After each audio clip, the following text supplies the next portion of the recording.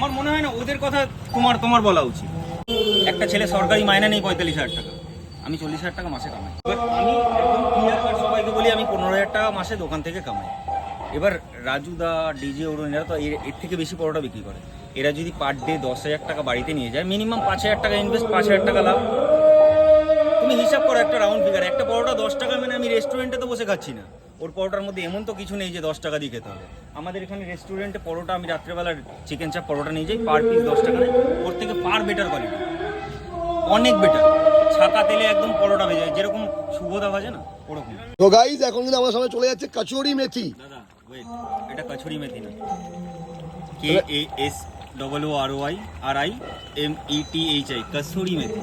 কাসুরি মেথি, কিন্তু আমাদের শিয়ালদার হাইফাই দাদারা বলে কচুরি মেথি।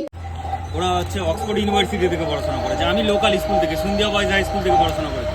তাই KASRORI কসুরি, METHI মেথি, কসুরি মেথি, একদম প্লেন কথা। অত শিক্ষিত হয়েও না, লাস্টে ঝড়ে পড়ে যাবে। অত দূর থেকে ভিডিও করতে এসছো তো নিশ্চয়ই পড়াশোনা জানো বলেই এসছো, না জানলে তো আসতে না।